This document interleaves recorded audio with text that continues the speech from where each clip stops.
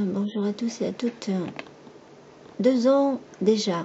2 ans déjà que j'ai mis cette vidéo en ligne et qui a été pas mal vue quand même. Enfin, voilà. Et il y a une personne qui vient de me mettre un lien très très intéressant.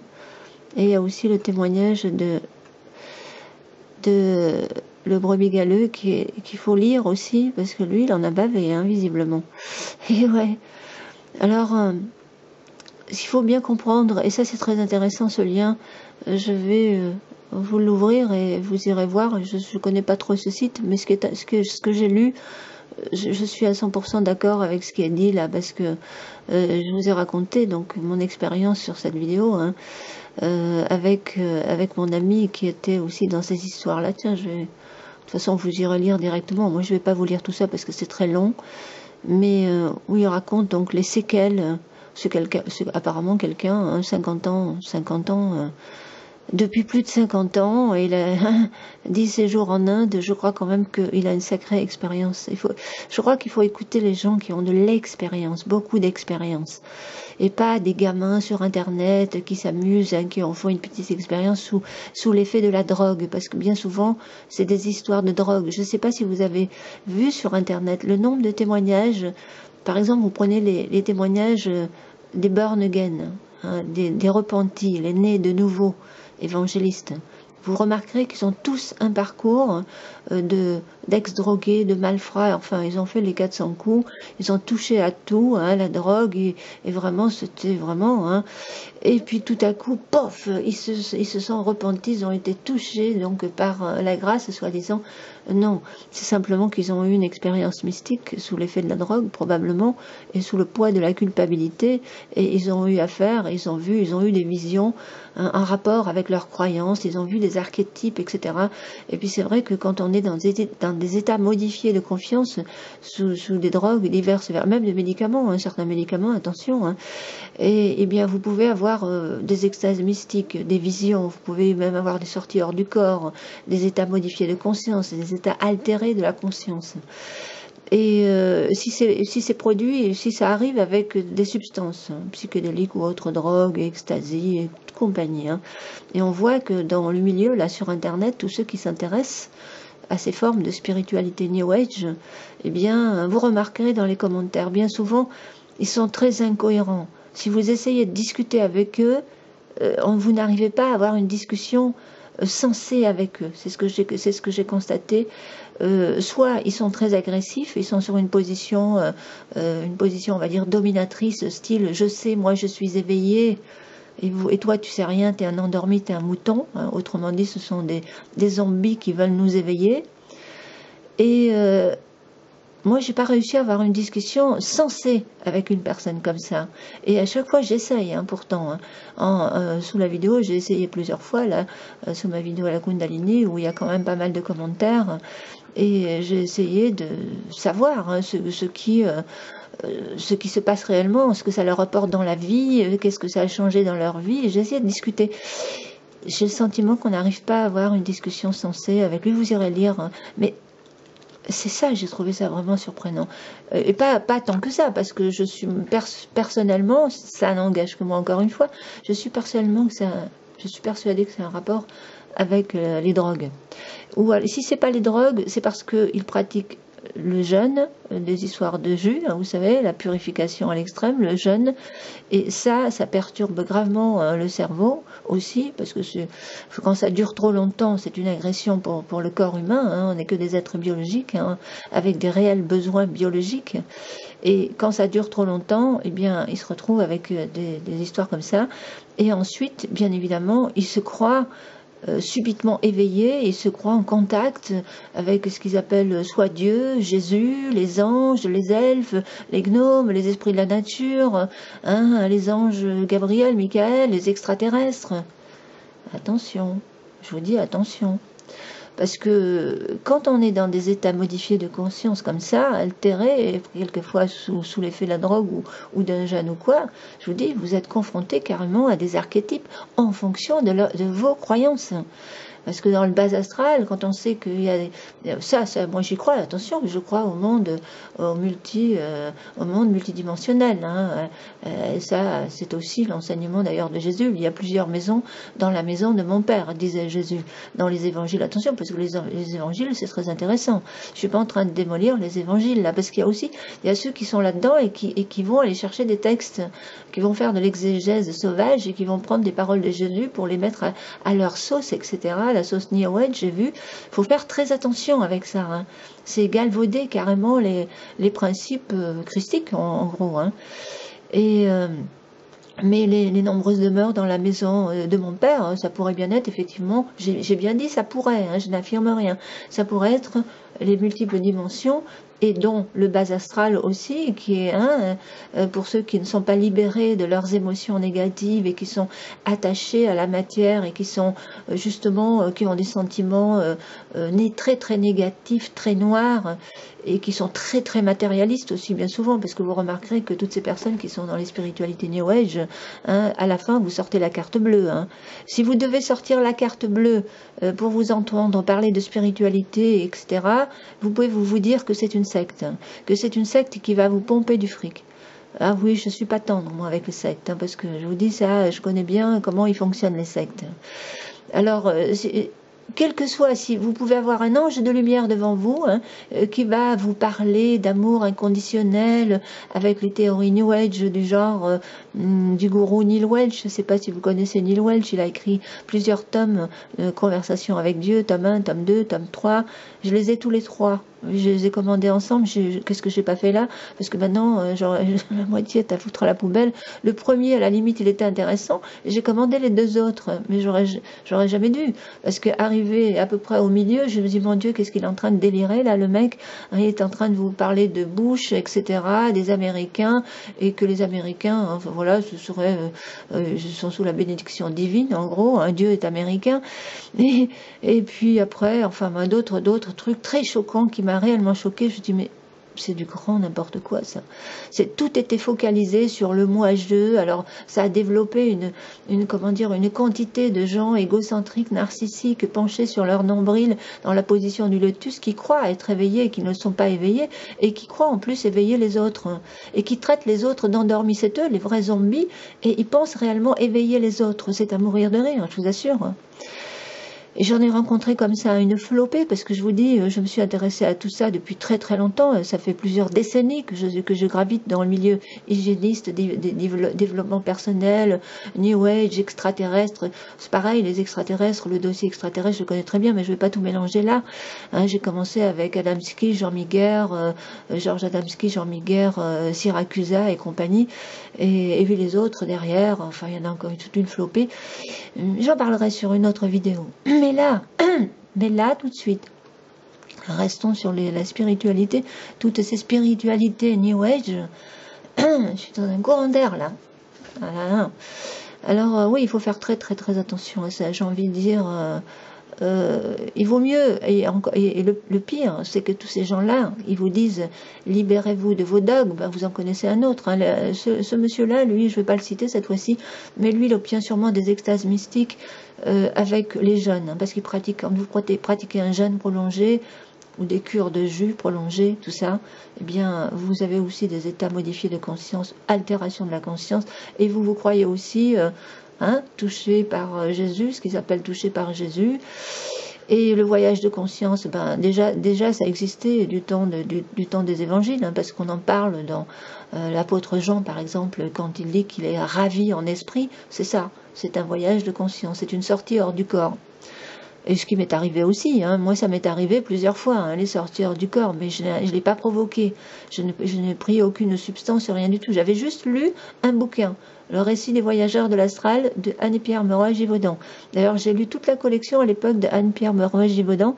Puis à un moment donné, quand ils ont commencé à délirer, là, eux aussi, à faire beaucoup de business avec tout ça, à se recycler dans les soins esséniens avec des stages payants, etc. Et que j'ai vu Pierre Givaudan en train d'être channelé, soi-disant, par un extraterrestre, je me suis dit, ça y est, là, ça va plus non plus. Vous savez, au départ, tous ces gens, ils sont peut-être bien intentionnés, ils ont peut-être une bonne intuition, ils ont peut-être reçu quelque chose, je sais pas moi, ils ont capté des choses dans les annales akashiques, dans, dans, dans la mémoire universelle, parce que c'est ça, hein, l'inspiration, on va chercher ça là, et puis ils ont commencé à écrire, c'était intéressant, probablement intéressant pour nous ouvrir un petit peu sur autre chose que le matérialisme, mais après ils deviennent plus matérialistes que les autres, c'est ça le problème, parce qu'à la fin, ils veulent toujours faire du business, Alors ils commencent par écrire un bouquin, puis ils se disent merde, il faut que je vive, moi, il faut bien que j'en vive, alors ils vont écrire un autre livre, et puis à un moment donné, ils vont plus avoir cette inspiration, et alors là, ils vont broder. Ils vont broder, puis ils vont vous raconter, puis à un moment donné, vous voyez, quand ils commencent à broder, ça se sent, hein. Je vous le dis tout de suite. Hein. Alors, enfin bref. En tout cas, moi, je le sens, ces trucs-là. Et comme disait d'ailleurs Jésus, il vous a été donné gratuitement, donné gratuitement. On n'a pas à faire du fric avec la spiritualité. Si vous voulez éveiller les gens, il faut que ce soit totalement gratuit. C'est un don. On dit c'est un don du ciel. Il y a des gens qui ont des dons, c'est vrai. Et il y en a même qui guérissent des choses, ils font des choses extraordinaires. Mais ils font pas payer. Les gens, à la limite, donnent ce qu'ils veulent. Hein, voilà, mais ils font pas payer. Et cela, ils pourraient bien garder leurs dons longtemps. Mais ceux qui font payer, qui en font du business à gogo, qui vous font sortir la carte bleue à la fin, ceux-là, vous pouvez être sûr qu'ils n'ont pas de dons. Et qu'ils perdront. S'ils en ont eu un tout petit, ils vont le perdre. C'est tout. C'est tout. Alors, ouais, bah, je crois que je vais m'arrêter là. Hein. Ça suffit largement. Juste donc pour vous dire, faites très attention à toutes, parce qu'il y a aussi un paquet en plus. Après, il y a un sacré paquet de sectes apocalyptiques sur Internet. J'en profite pour le dire aussi. J'ai vu ça, hein, des sectes avec des ex-drogués, des ex-francs-maçons, etc. Tout peinturluré, les ongles noirs, le visage tout blanc. Enfin, je citerai pas de nom. Vous allez facilement le reconnaître. Qui lui aussi prétend avoir été touché et qui en plus veut devenir célèbre. Je l'ai vu dans une émission avec le Coué, là, je sais pas quoi, une émission du système. Hein. Ils combattent tous le système, mais ils sont en plein dedans. Ils veulent profiter du système. Ils veulent profiter du système. C'est ça qui est extraordinaire avec ces gens-là. Ils sont tous anti-système, mais ils veulent en profiter un maximum. Vous voyez ce que je veux dire? Alors, quand vous voyez ça, fuyez, fuyez, fuyez. Ah oui, là, il faut faire très... De toute façon, vous n'avez pas besoin de secte. Si vraiment vous voulez vous intéresser, si vous vous intéressez aux évangiles, je dis que c'est encore plus sain que chacun reste dans sa religion, hein, que celui qui croit à l'islam aille à la mosquée, et que s'il est sincère et qu'il croit, c'est très bien pour lui. Si le juif il veut aller à sa synagogue et croire, il vaut mieux qu'il aille à la synagogue, et le catho à l'église, et le protestant dans son église. Mais ne tombez pas dans les sectes, nom d'un chien. Ne tombez pas dans les sectes. Parce que ça, c'est des sectes. C'est des sectes qui vous offrent des leurres. Leur appât, c'est des leurres. Vous savez, c'est comme les phares des voitures. Ça éclaire la nuit et il y a tous les papillons qui se scratchent qui s'écrasent sur les phares et meurent. C'est ça, les théories Nouvel Âge. Ils s'habillent, d'ailleurs... Il est dit dans les évangiles, c'est très bien. Hein. Moi, j'aime beaucoup les évangiles, hein, le message de Jésus, le message spirituel de Jésus. Pas ce qu'on en a fait non plus, hein, mais le vrai message spirituel, il est très très intéressant et très structurant pour la société. Mais il y en a qui le galvaudent, il y en a qui vont faire de l'exégèse sauvage et qui vont prendre des textes, les sortir du contexte et faire dire un petit peu ce qu'ils veulent selon leurs désirs, leurs convoitises. D'ailleurs, Jésus avait prévenu, il y en a qui vont, voilà. Il y a des mises en garde, même dans les évangiles, il y a des mises en garde. Donc, et tous les écrits ne viennent pas forcément, je sais pas, mais je dirais. Et là, les sectes, il faut vraiment faire attention, parce que sur Internet, alors les sectes apocalyptiques, ils sont là. Hein, ne vous intéressez plus à la politique, hein, laissez faire, que le nouvel ordre mondial s'installe tranquillement, bien sûr. Hein, il faut plus s'intéresser à la politique, il faut plus s'intéresser à rien, il faut plus participer, vous êtes coupé de la famille, coupé de la société, hein, ils vous coupent de tout, et ils vous disent, attendez, Jésus va revenir, hein, il va régler tous les problèmes, hein, comme les témoins de Jéhovah il y a 100 ans en arrière, avec Armageddon, en 1974 déjà. là.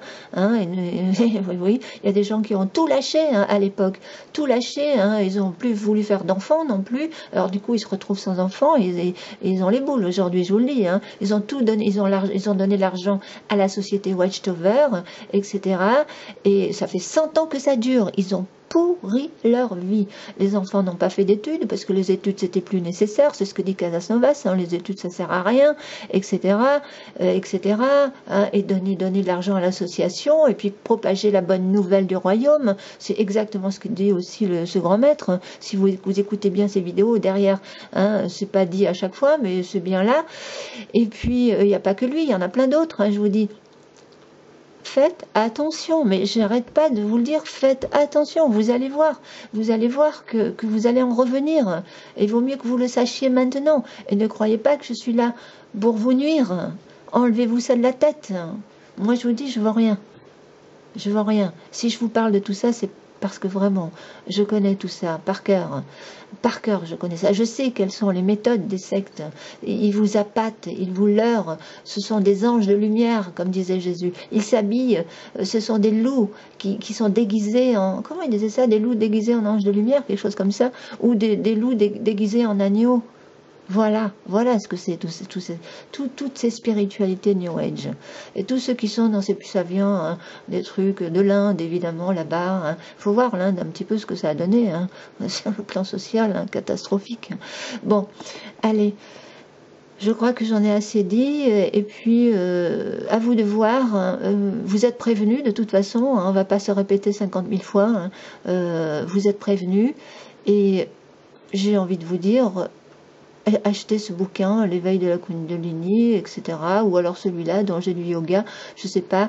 Et vous irez lire aussi les témoignages qui sont très intéressants là. Et je crois que c'est vrai. Moi, je crois que c'est vraiment vrai. Alors pour ce qui est de mon ami qui s'est amusé à ça, à un moment donné, quand on s'est connus, je dis non, mais si tu continues là-dedans, moi je veux plus entendre parler de toi.